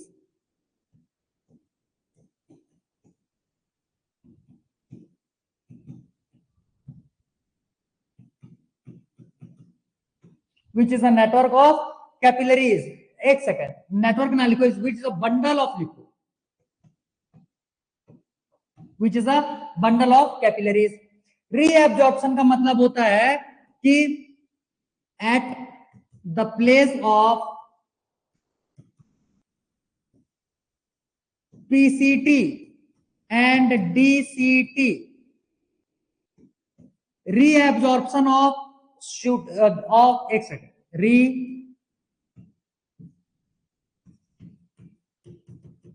reabsorption of useful substances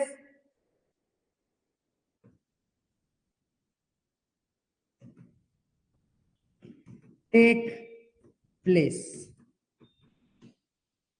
At the place of PCT and DCT, reabsorption of useful substances take place. यहाँ पे यूजफुल सब्सटेंसेस जो रहते हैं वो वापस से body में reabsorb किए जाते हैं। क्लियर? ट्यूब्यूलर सिक्रेशन, तो यहाँ पे क्या लिखोगे?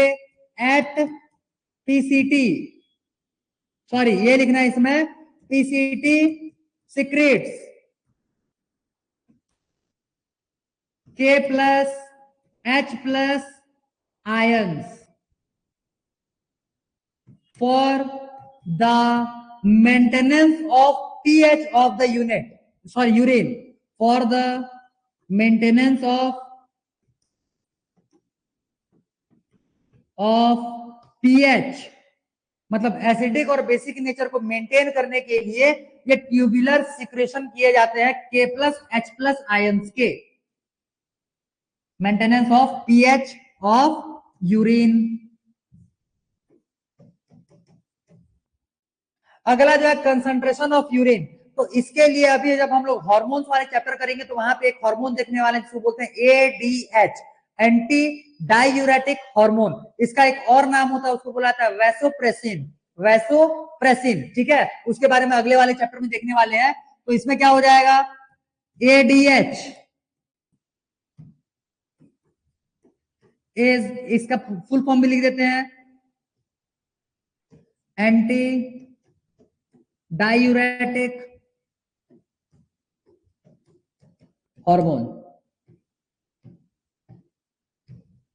ठीक, एंटी डायूरेटिक हार्मोन्स ADH। इसके थ्रू हम लोग क्या करते हैं, यूरिन को कॉन्सेंट्रेट बनाने का काम करते हैं। तो ADH is helps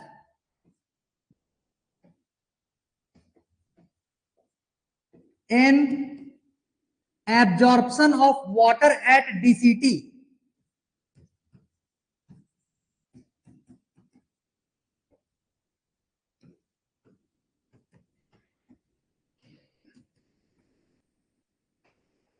and make urine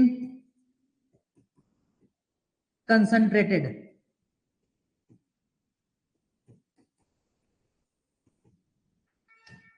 and make urine concentrated. ये हो जाएंगे तुम्हारे यूरिन फॉर्मेशन के 4 processes, mechanism of urine formation. फटाफट नोट डाउन करो इतने को, जल्दी से जल्दी करो, थोड़े मोड़े पार्ट पोर्शन बचे हुए, मुश्किल से 10 या 15 मिनट का टाइम लगेगा, आराम से आज कंप्लीट हो जाएगा। स्पीड में लिखो, स्पीड में हो जाए तो फिर लिखो डन, ताकि मैं जल्दी से आगे बढ़ूं। जल्दी करो जल्दी।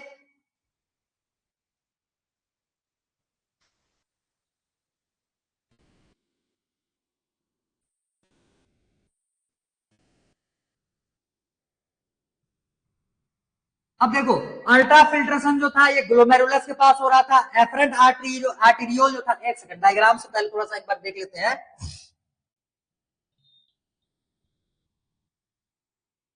ये देखो, सबसे पहला एफरेंट आर्टीरियोल जो है ये ब्लड लेकर के आएगा, उस ब्लड में बहुत सारे कंपोनेंट्स प्रेजेंट होंगे, समझ में आया, यूजफुल प्रोडक्ट भी और हमारे बॉडी के लिए यूजलेस प्रोडक्ट्स भी या वेस्ट प्रोडक्ट भी, सबको लेकर के आएगा यहाँ पे। यहाँ से एंटर करने वाला है ग्लोमेरुलस में। ग्लोमेरुलस के पास फिल्ट्रेशन यूनिट्स लगे हुए रहते हैं, छन्नी एक टाइप से समझ लो, चाहे छन्नी जैसे होता है उसी टाइप से छन्नी लगे हुए रहते हैं। सारे के सारे मटेरियल्स छन करके फिल्टर आउट हो करके ये पहुंच करके आ जाते हैं कहां पे, ये कैप्सूल में, वोमेन्स कैप्सूल में, वोमेन्स कैप्सूल में आ जाएंगे सारे के सारे प्रोडक्ट्स। अब समझो, तो इस वाले वेसल में बचा क्या क्या है बोलने से, इस वाले वेसल में बचा हुआ रहता है ब्लड,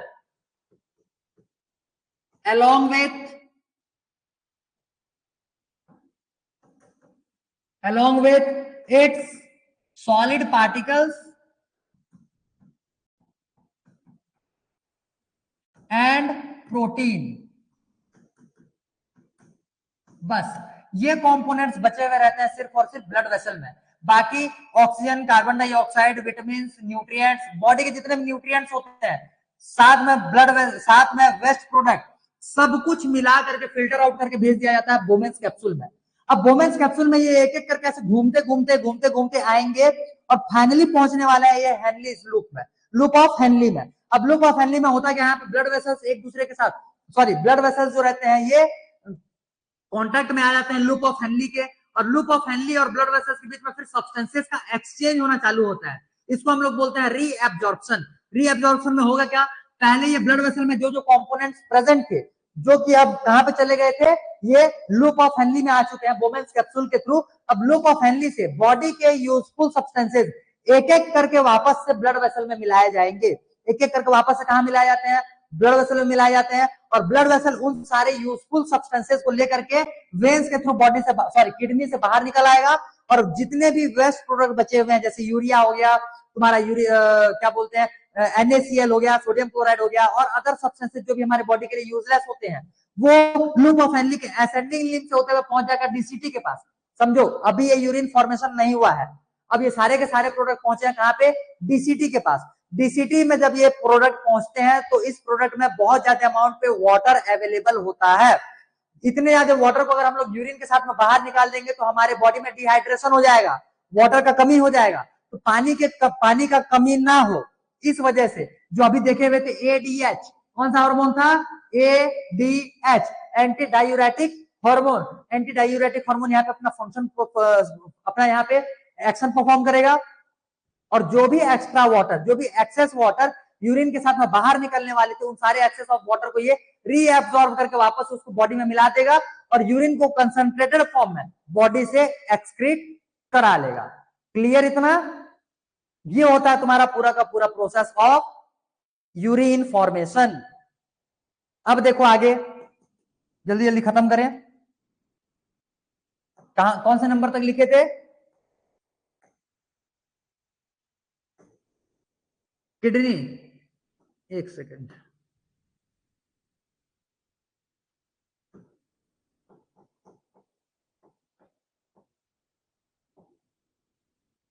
तीन हो गया मैकेनिज्म। अब मैकेनिज्म के बाद अगला देखो, अगला पार्ट में, इतने में तो पूरा का पूरा यूरिन फॉर्मेशन हो गया कंप्लीट। यूरिन फॉर्मेशन होने के बाद अब ये पहुंचते कहां है, सेकंड नंबरिंग अपने से देख लेना, कौन सा नंबर है मेरे को नहीं पता है, मैं 4th नंबर डाल ले रहा हूं यहाँ पे। अब हम लोग लिखेंगे collecting duct, collecting duct,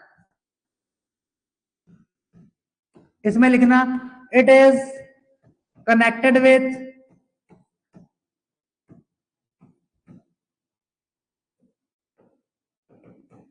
with number of nephrons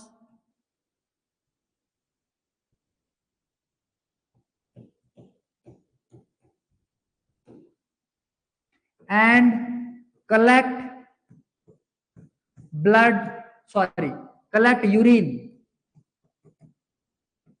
from all these nephrons, ठीक है, फॉर एक्सक्रीशन।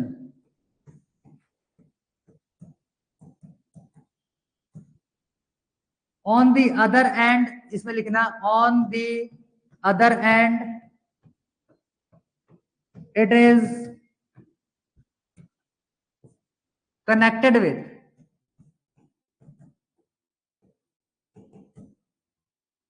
यूरेटर। चलो 5th नंबर पॉइंट लिखो, ureter, it is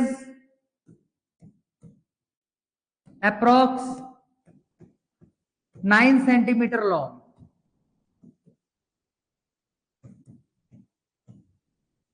9 centimetre long. अब देखो हम लोग जो देखे हुए थे ईसोफेगस, ईसोफेगस में जो फूड का ट्रांसपोर्टेशन हुआ था, या फूड जो पास हुआ था, कौन से प्रोसेस के थ्रू हुआ था, वहां पे याद करो, पेरिस्टल्सिस। क्लियर, याद आया? जब फूड को हम लोग ईसोफेगस से पास करवाए थे तो प्रोसेस का नाम था वहां पे पेरिस्टल्सिस।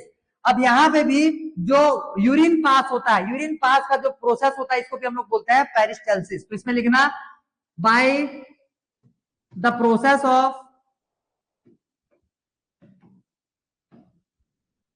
पेरिस्टल्सिस urine is passed through ureter, ये हो जाएगा यूरेटर। अगला 5th number, urinary bladder,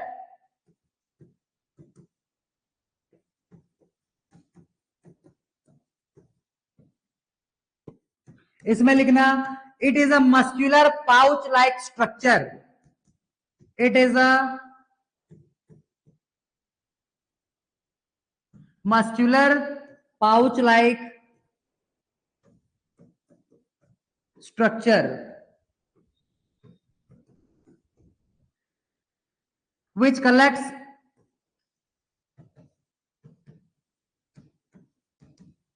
urine। हो गया। कैपेसिटी शॉर्ट में लिख लेना, कैपेसिटी इसका जो रहता है ये हो जाएगा तुम्हारा कैपेसिटी 300 टू 800 ml। मिनिमम में ये 300 ml और मैक्सिमम ये 800 ml तक का यूरिन हैंडल कर सकता है, उतने का स्टोरेज इसके पास अवेलेबल होता है। मैक्सिमम मैक्सिमम 800 से ज्यादा ही नहीं, मैक्सिमम 800 तक। 300 से 400 जब इसमें 300 टू 400 ml जब यूरिन यहाँ पे स्टोर हो जाता है तो फिर हमको उसको एक्सट्रैक्ट करने का नीड फील होना चालू होता है। ठीक है, उसके बाद धीरे धीरे जैसे ही इसका अमाउंट बढ़ना चालू होता है वैसे वैसे यूरिनरी ब्लैडर में जो रहता है वो कॉन्ट्रैक्शन स्टार्ट होता है और हमको फिर प्रेशर फील होता है। समझ में आ रहा है? और ब्रेन जो रहता है फिर वो बार बार हमको रिकॉल करवाता है कि अब यूरिन एक्सक्रीट करने का टाइम आ चुका है। क्लियर हो गया? तो कैपेसिटी का कितना है बोलने से 300 ml से लेकर के 800 ml तक का इसका कैपेसिटी होता है यूरिनरी ब्लैडर का। अब देखो अगला 6th नंबर, यूरेथ्रा। इसमें लिखना urethral opening is made up of sphincter muscles, जो हम लोग देखे हुए थे। ठीक है, urethral opening is made up of urethral opening is made up of sphincter muscles।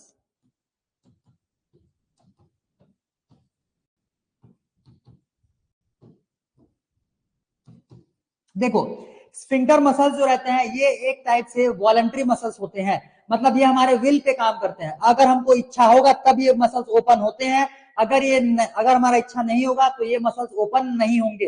अब पहले इसके बारे में थोड़ा सा डिटेलिंग यहाँ पे देखो। जैसे मान लो कि ये है यूरिनरी ब्लैडर, ब्लैडर के बाद यहाँ से ये तुम्हारा आया हुआ है यूरेथ्रा। अब यूरेथ्रा में ये ओपनिंग होता है, ऐसे देखो ध्यान, थोड़ा सा जूम करके बनाते हैं तब अच्छे से क्लियर विजिबल होगा।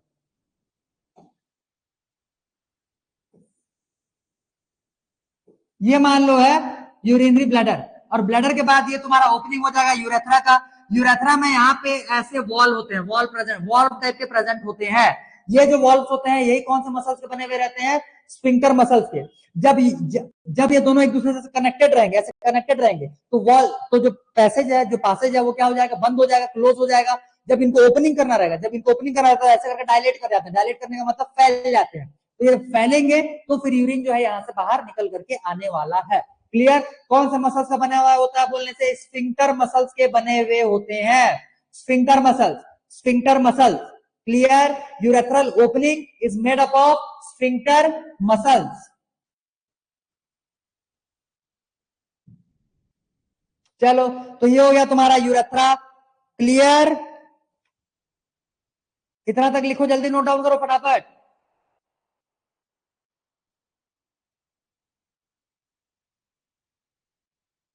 Done, good. अब देखो इसके बाद मिक्चुरेशन का प्रोसेस जो है ये तुम्हारे बुक में उतना ज्यादा खास है नहीं, और उतने ज्यादा डिटेल में हम लोग को देखना नहीं। कितने लीटर यूरिन का एक्सक्रीशन करना होता है, एक दिन में कितना लीटर यूरिन फॉर्म होता है, इतने ज्यादा डिटेल डेटा में ना जाओ। फिर भी एनसीईआरटी के बुक में तुम्हारा जितना लीटर दिया हुआ रहेगा उसको एक बार रीडिंग कर लेना, तुम्हारा काम उससे चल जाएगा। क्योंकि अगर आया वहां से तो ऑब्जेक्टिव क्वेश्चन आ सकता है और उसको देख करके तुम वहां से टिक मार सकते हो। क्लियर है? चलो, तो यहां तक का कंप्लीट होने के बाद अब हमारा एकदम छोटे छोटे 2 टॉपिक्स बचे हुए हैं। मुश्किल से हार्डली 5 मिनट्स के टॉपिक्स हैं, जल्दी खत्म होते जाएंगे। देखते चलो अब यहाँ पे। और उसमें से एक टॉपिक को तो पहले मैं तुमको करवा देता हूं डायग्राम्स के थ्रू। अगर किसी एक पर्सन का दोनों किडनी फेल हो जाते हैं तो किडनी फेलियर के केस में उसके ब्लड को प्यूरिफाई करने के लिए हम लोग एक आर्टिफिशियल किडनी का हेल्प लेते हैं। और उस प्रोसेस का जो नाम होता है उसको हम लोग बोलते हैं हीमोडायलिसिस। उसको बोला जाएगा हीमोडायलिसिस। हीमोडायलिसिस जो रहता है ये डायलिसिस मशीन में किए जाते हैं। पहले इसके बारे में मैं यहीं पे एक बार डिटेल लिख दे रहा हूं, देखो ध्यान से।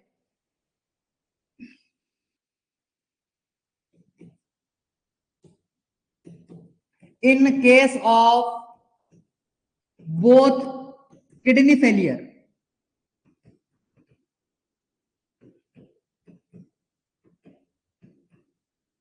both kidney failure and artificial kidney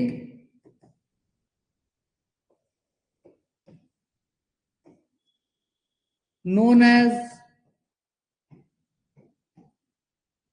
dialysis machine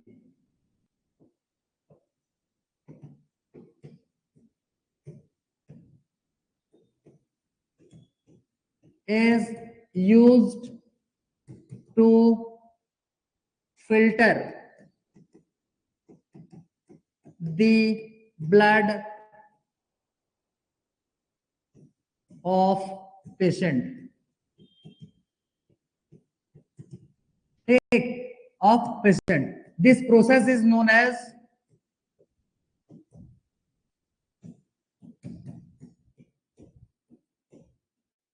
hemodialysis.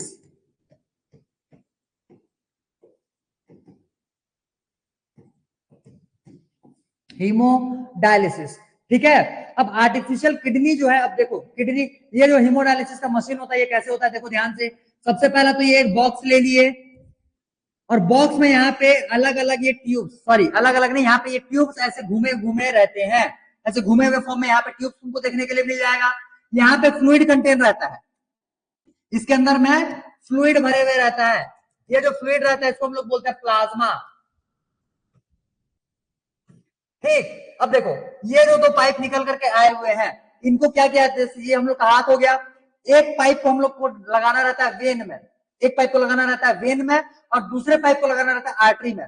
दोनों ही आर्टरी और वेन्स में इसको कनेक्ट करने के बाद आर्टरी से ब्लड आ रहा होगा, वही ब्लड एंटर करने वाला है कहां पे, फिर रीनल आर्टरी से आता था ना, वैसे आर्टरी से जो ब्लड आएगा उसको हम लोग इंजेक्ट करवाएंगे कहां पे, हीमोडायलिसिस के मशीन में। मशीन के अंदर में प्रेजेंट है बोलने से प्लाज्मा, और ये जो पूरा का पूरा ये ट्यूब बना हुआ है, इस ट्यूब का नाम याद रखना, ऑब्जेक्टिव्स में भी पूछा जा सके तो इसका जो रहता है ये ट्यूब बनता है सेलोफेन ट्यूब, सेलोफेन ट्यूब। कौन से मटेरियल का बना हुआ रहता है बोलने से, सेलोफेन मेम्ब्रेन का बना हुआ रहता है। ये एक ऑर्गेनिक मटेरियल है, समझ में आ रहा है, ऑर्गेनिक मटेरियल है। इसमें बहुत ज्यादा बीच बीच में पोर्स बने हुए रहते हैं, तो जो भी वेस्ट प्रोडक्ट्स होते हैं वो इन्हीं पोर्स के थ्रू ड्रेन आउट हो जाते हैं इस प्लाज्मा में, और जो ब्लड रहता है वो प्योर हो जाएगा, प्योरीफाई हो जाएगा। प्योरीफाई होने के बाद ब्लड को वापस से इसी वेसल्स के थ्रू बाहर निकालते हुए उसको बॉडी में इंजेक्ट करवा दिया जाता है। ये तुम्हारा पूरा का पूरा फुल प्रोसेस होता है हीमोडायलिसिस का। तब के कंडीशन में इसको यूज किया जाएगा जब दोनों ही किडनी किसी स्पेसिफिक पर्सन के पूरा का पूरा फेल कर गए हैं। आ गया समझ में, ये यहां से ब्लड जाएगा। कौन, ये मेनली याद रखोगे कौन सा ट्यूब होता है इसके अंदर में बोलने से, सेलोफेन का ट्यूब होता है। सेलोफेन ट्यूब जो है ये सेलोफेन मेम्ब्रेन्स के बने हुए होते हैं, बहुत ज्यादा पोरस होते हैं, इस वजह से इसमें सब्सटेंसेस का जो ट्रांसपोर्टेशन रहता है वो आसानी से हो जाता है और ब्लड को ये आसानी से प्योरीफाई कर देंगे। भेजे में आया इतना, ये हो जाएगा तुम्हारा आर्टिफिशियल किडनी। बस इतना ही देखना था इसमें, इसमें और ज्यादा कुछ नहीं है। Clear, good, very good, clear हो गया। चलो last topic of the chapter, इसके बाद हम लोग पूरा का पूरा चैप्टर रैप अप कर लेंगे। क्लियर है, देखो लास्ट टॉपिक जो है ये है एक्सक्रीशन बाय प्लांट। लिख लो अगला हेडिंग, बहुत ही छोटा सा है, इतने में कवर हो जाएगा। लिखो एक्सक्रीशन इन प्लांट्स।